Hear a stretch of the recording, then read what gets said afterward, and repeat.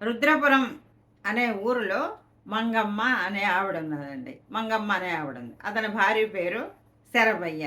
శరభయ్య ఏం చేశాడు ఆ రోజు, కూలి వాళ్ళేనండి. కూలి చేసుకొని బతికేవాళ్ళు. ఏదో రూ. 4 పిల్లలు కూడా లేరు. అప్పుడు శరభయ్య ఏం చేశాడు, జూదంలో పెట్టాడు. పేకాట ఆడి జూదం ఆడి వచ్చాడు. డబ్బులు లేవు, కూలి డబ్బులు లేవు. ఏమిటి కూలి డబ్బులు లేకుండా ఈ జూదం ఆడితే అని బాగా తిట్టింది. తిట్టేటప్పటికి ఛీ దీంతో రోజు తిట్టించుకోవాల్సి వస్తుందని అడవికి పోయాడు. అడవికి పోయి ఆ రాత్రంతా ఉండి పగలొచ్చాడు. మళ్ళీ తెల్లారి వచ్చాడు. ఈ సంగతి ఊరంతా తెలిసింది. రాత్రంట అంత భయంకరమైన అడవిలో ఉన్నాడంట శరభయ్య. అబ్బో ఎంత గొప్ప, అక్కడ క్రూర జంతువులు ఉంటాయి, నిజంగా చాలా గ్రేట్ అని అంతా ఊరంతా గ్రామం అంతా పాకిపోయింది. ఆ సంగతి గ్రామ పెద్దకి తెలిసిందండి. గ్రామ పెద్ద బలం మెచ్చుకుంటాడు. అమ్మో, అడవిలో ఉంటాం, ఒక రాత్రి అడవిలో ఉంటాం అని సామాన్య విషయం కాదు అని అతనికి ఏదైనా గౌరవించాలి. శరభయ్యని పిలుచురారా అని పనివాడిని పంపిస్తామండి. పని అబ్బాయి వస్తాడు.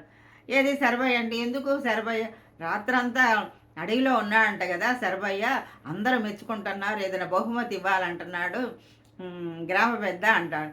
ఆ బహుమతి ఏదో నాకివ్వమను, నా గోల పడలేక వెళ్ళాడు, ఇది జూదం ఆడాడు, జూదం ఆడితే మళ్ళీ నేను అన్నం పెట్టకుండా ఏమి పెట్టలేదు, వెళ్ళిపోయాడు. మళ్ళీ తెల్లారిన తర్వాత వచ్చాడు, నా వల్లే వెళ్ళాడు, అదేదో నాకే ఇవ్వాలి, మళ్ళీ ఇప్పుడు కూడా పోయాడు, మళ్ళీ తిట్టేటప్పటికి ఈరోజు కూడా డబ్బులు పెట్టాడు జూదంలో. మొన్న డబ్బులు మొన్న డబ్బులు నిన్న డబ్బులు ఈరోజు డబ్బులు కూడా తీసుకురా, వస్తేనేరా అని పంపించాను, మళ్ళీ అడిగి పోయాడు, ఆ బహుమతి ఏదో నాకే ఇవ్వాలి, ఆ గ్రామాధికారి అదే చెప్పుపో అంటది. సరే, ఉన్న విషయం అంతా చెప్పాయండి. ఆవిడ పుణ్యానే ఆయన వెళ్ళాడంట, డబ్బులన్నీ తగలేస్తే తిట్టేటప్పటికి అడవికి వెళ్ళాడంట, ఇప్పుడు కూడా వెళ్ళాడంట అని చెప్పుద్ది. నిజమే, భార్య వల్లే అతను ధైర్యంతో వెళ్ళాడు, ఆ చవటానికి కానీ ఏదన్నా కానీ నిజంగా ఆవిడికి ఇవ్వాలి డబ్బులు అని గ్రామాధికారి కూడా అంటాడండి. అదండి స్టోరీ. అంటే తమాషాగా ఉన్నది కదా.